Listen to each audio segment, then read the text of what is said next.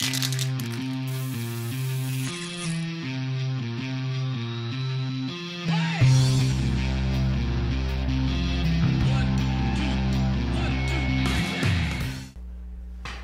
who are you?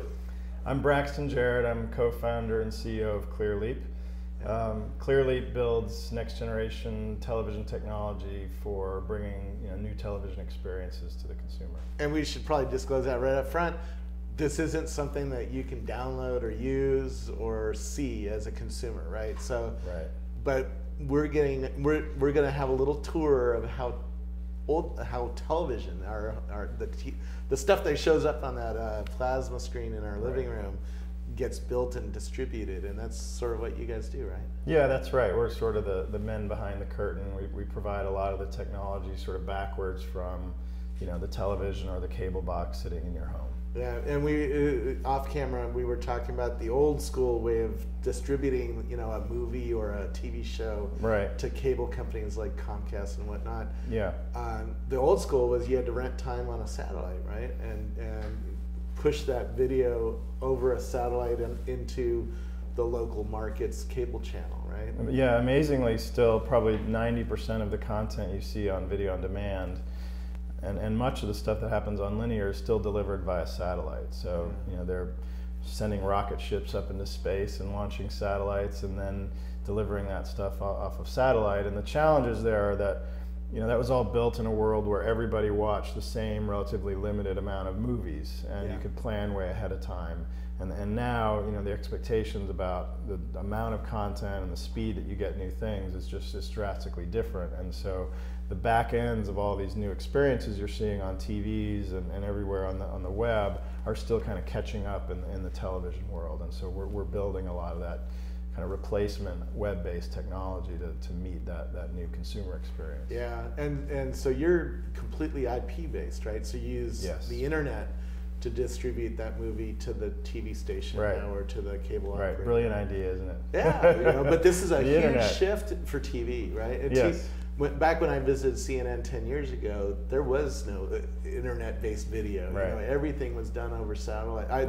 I remember the director yelling for satellite time, to get a piece of video from, I don't know where, the Middle East, up to the CNN center, and then, they had to distribute it from there to the TV networks around the world. Yeah. It's all satellite. Now it's shifting. It is shifting. We never saw Skype on CNN 10 years ago. That's now true. Now we That's see people true. calling in on Skype phones, and doing IP-based TV. Yeah, it is. It's a big part of kind of what you see as a consumer. And certainly the notion of uploading video and using digital video for a consumer is perfectly normal. There's been challenges in the making it all work in the TV environment because the bit rates are very high. Consumers, while they're patient on the PC around jitteriness and sort of less than optimal quality, the TV, the expectations are really high. So you have to make sure the video quality is there. You have to make sure that once it's streamed out to the consumer, it feels and looks like TV, not like the web. So there's been a lot that has to happen to sort of fill in the gap between the consumer experience and what we're seeing in the professional TV experience. Yeah, and we have a sense of that. We're shooting in HD on our cameras, but we're not distributing in HD. Yeah. And even in our smaller little cut down format, the file sizes are extreme, and getting them up, uploading my videos takes sometimes hours. That's right. And just for a 20-minute little video. So how are you distributing the video, that's 1080p from some of these high-end cameras around the internet in any timely fashion? How does that happen? Well, the good news, the way our technology works is we generally connect directly to the head end, which is basically the regional office of the cable or IPTV operator. And what's changed in the last few years is that every single town in the United States has at least one major high-speed data provider, and usually that's your cable provider, could be your telephone provider.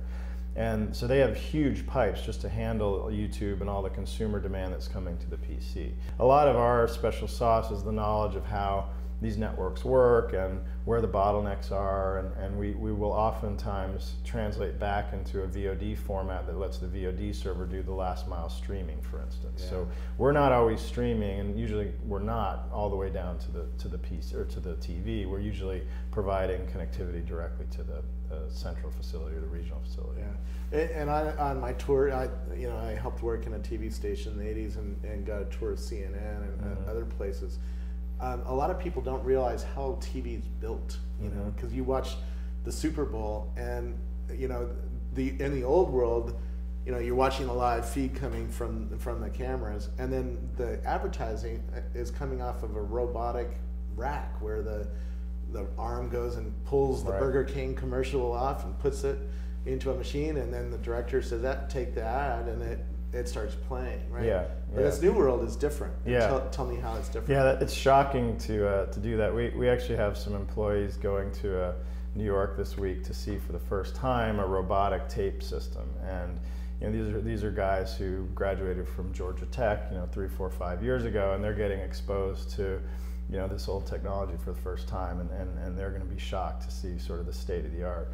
But you know, a lot of it is they've built businesses around these processes, and they have employees around these processes, and it takes a little time for that to sort of catch up. And so what we're doing in this particular case is replacing a multi-million-dollar robotic tape system with a single rack unit, you know, Intel server that's basically doing that whole job all through web-based systems. And it's pretty amazing. It's pretty powerful. So a director here in Atlanta can say, play the advertising. The advertising can be somewhere else. Exactly. And have you built APIs then so that their systems can talk to your systems and say, we want that Burger King ad played now? Right. So we have an appliance that can interface with most of the equipment that sits in a television system. So we can interface to advertising systems, we can interface to video on demand systems, we can interface to linear broadcast systems. So we can actually generate, you know, high quality SD or HD television channels directly out of our box. And you know, again, it looks to a consumer just like TV, but it's actually being delivered and managed all through the web. And because of the nature of the web, you can do that remotely. So we're seeing some pretty interesting applications of our system where people are launching video on demand sports networks in a local market, but managing it all from, you know, 2 or 3 cities away, and launching things in a matter of weeks instead of the months or years that it often takes. Which gets to, why are you doing this in Atlanta? Because I have a sense of why, but I'd love to hear your answer. Right. Yeah, Atlanta is a great place for this kind of thing because we've got a pretty interesting talent pool and set of big companies that are seeding a lot of us smaller companies. Give me a sense of good people. Well, CNN is probably the most well-known. So Turner Networks is based here, and they have, you know, a number of different television channels and brands. Cox Communications, which is one of the largest top 5 cable television operators, is based here. And then the other one is Scientific Atlanta, which is now a division of Cisco. The Scientific Atlanta brand isn't as well known with consumers, obviously Cisco is, but they provide probably almost half of all the set-top boxes provided by cable and IPTV providers in the home. So between those 3 companies and a lot of offshoots that have come out of them, we've got a pretty good place to do business here. Yeah.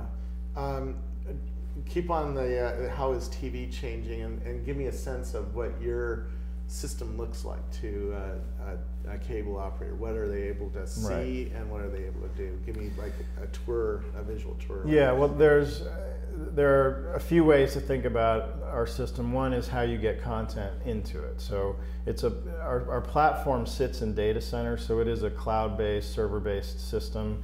We operate equipment in 3 different data centers, and we can deploy, you know, in a matter of weeks in almost any data center we need to. But the system is managed by, you know, an overarching set of technologies. The first thing you always have to do with our system is get content into it. So we provide a web-based upload mechanism that looks just like YouTube or any other kind of web-based upload system. But these files are pretty massive. They're large, so we've had to do quite a bit to handle the time that it can take and the speed.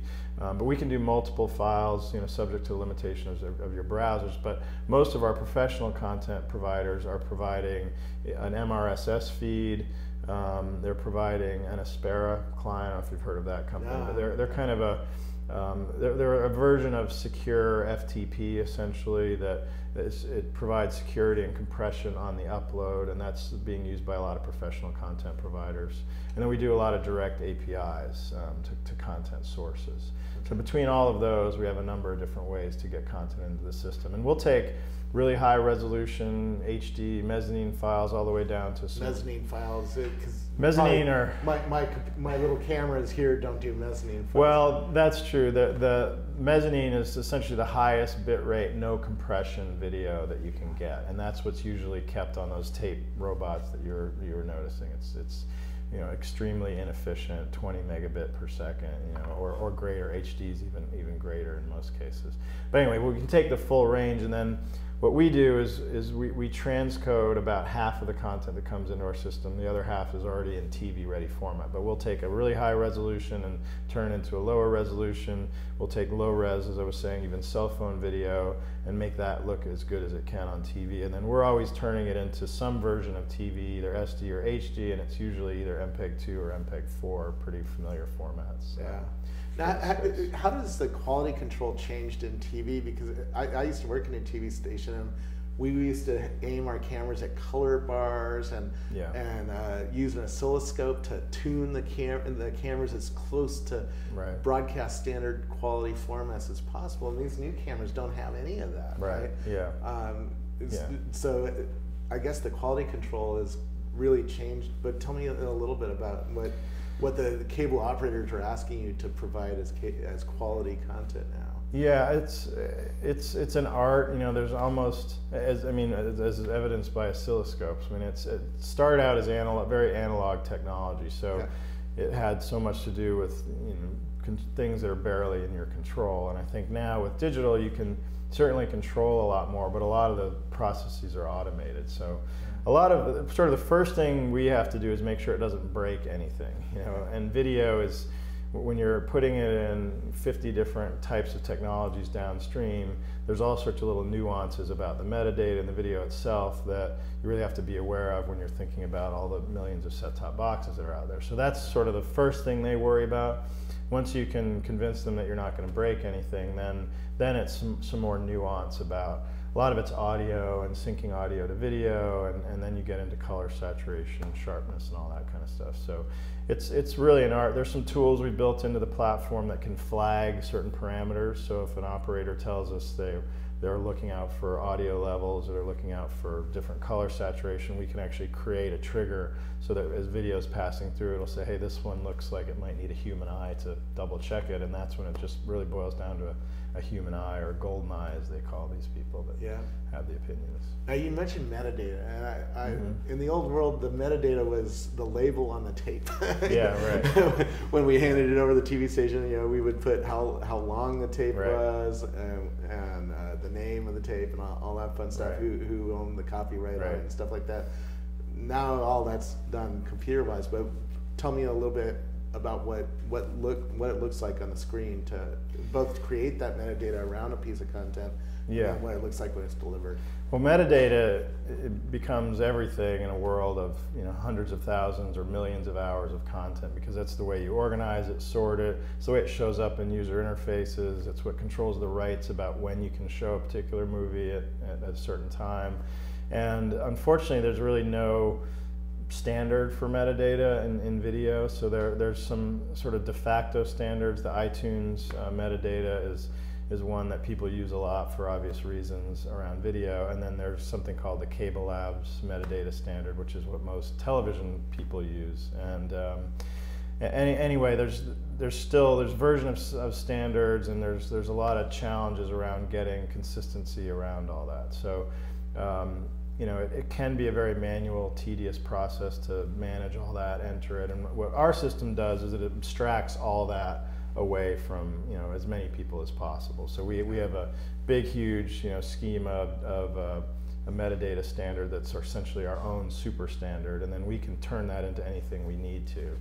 And our UI, we can program the UI so that depending on who you are, you only see the metadata that you're allowed to control. So in a lot of cases, it comes down back to what you're talking about, where you just enter title and supplier of the content, then we can generate everything behind the scenes there. Very cool. So tell me a little bit about the company. How old is it, first of all? We started officially about 2 years ago. Our first outside funding came in March of 2008, so that's when we were able to actually. So 2 years old. Yeah, 2 years old, and we spent about the first year building the product. We'd had a prototype, and had a couple of customers who said, if you build this, we'll buy it. And then we raised our A round. And when you say customers, these are big cable companies, right? Yes. We work with small and big. I mean, we started out with some of the smaller guys. But it's not a guy like me. I'm not buying, even though I have 2 cameras. As much as I'd love for you to buy something, I don't think I have anything that you'd want. Our customers are the large operators, and then we have quite a few smaller ones. There's a lot of independent operators out there, but we sell mainly to cable providers, and we got our first couple of customers within about 6 months of our funding, and those were our sort of early customers where we could really test the system out, make sure it works, and get the comfort to the bigger customers. And then we started working with our bigger customers in sort of the second half of 2009. We announced that we did a deployment with Comcast, which obviously everybody's heard of, and CBS College Sports as well. That was a joint deployment of our system to offer the sports network that they were launching. Do you have any competitors? Either direct or sort of on the side? Yeah, I mean, there's some competitors doing similar things here and there. We're probably the only pure play startup that's doing what we're doing. We tend to come in and replace a lot of this legacy stuff. So our competitors are oftentimes in the classic innovator's dilemma, where they have old stuff that is cash cow, and they'd like to kind of keep doing that, but we are replacing all that equipment and all those processes and all the people that have to maintain them. So that's what we're generally competing against, is sort of getting rid of the legacy systems. Yeah. When a TV network or a cable network switches over to your system, what's the cost savings like? Is it 10x? Is it, what have they told you? Oh, you saved us $1 million a year. Do you have stories like that? Yeah, I mean, the tape robot example is one where we're saving, certainly millions of dollars in OpEx costs to maintain that and have, all the personnel associated with that outdated workflow. Most cases, our customers are essentially redeploying by offering more content or a better consumer experience.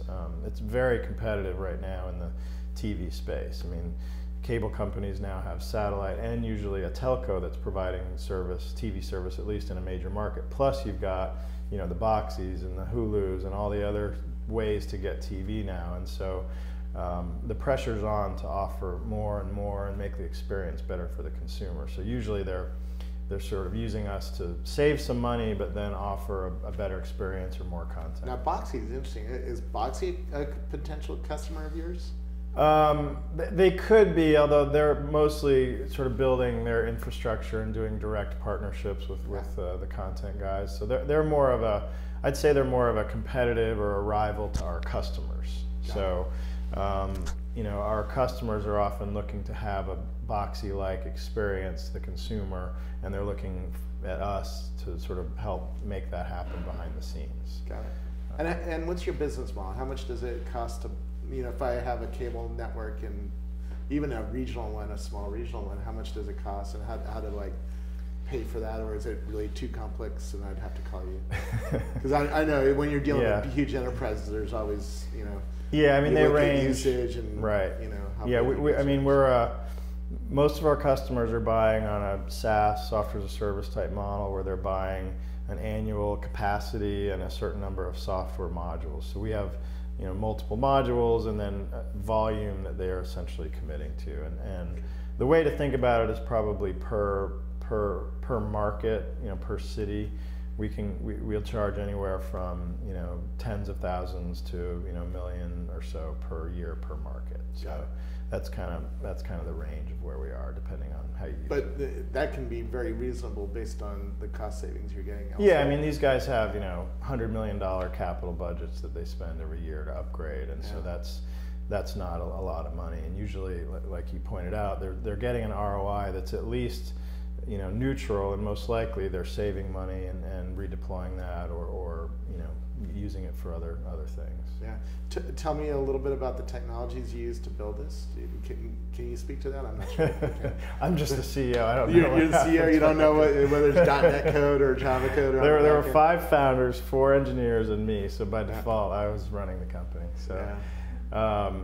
No, I mean it's not .NET. I mean all of our appliances are all Linux based. Our network guy and a couple of our technology people came from Google that built a lot of sort of low cost but high quality video infrastructure hosting facilities. So we're using Linux. We're using Intel based standards based processors. On the software side. It's a mix of Ajax and some other tools that we're using, but it's kind of standard best practices on the web, and then we've built a lot of the tricky stuff around the system that has to interface with the legacy platforms and live within the existing infrastructure. Great call. Where do I learn more? If I am a customer? www.clearleap.com. Cool. Yeah. And thank you so much for giving me a little tour around what's happening behind the scenes. Thank you. Thanks for coming to visit in Atlanta. Hope you find some good barbecue tonight. We're going. All right. See you later. All right. Thanks.